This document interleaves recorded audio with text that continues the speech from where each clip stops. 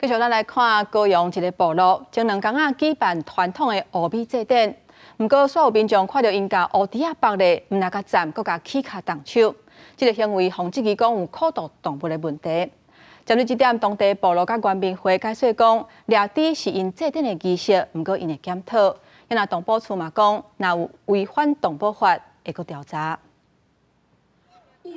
乌猪仔绑伫竹篙袂叮当，搁互人用脚斩头。民众23去高雄武林参观多纳乌米节，发现其中拍拉机灵活动，好亲像热带动物，地鼠猪仔一直惨叫。又踹啊，又踢啊，然后又压。虽然那些动物可能最后都要被宰杀，但是我觉得要被宰杀之前，也应该要受到尊重。部落青年走去运动场，乌猪仔行到四界走，搁互人饲伫涂骹。主办单位解说，活动是以饲的猪仔来模拟拍拉的人伫山林拍拉过程，是部落袂当欠缺的文化祭典之一。当猎物叫得越大声，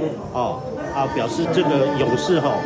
就要去类似我们要去制服，然后表示他的战功。部落这里呢，都有跟我们的农业局、就动保处这边有申请说，要依据这个祭典的需求，所以会有一些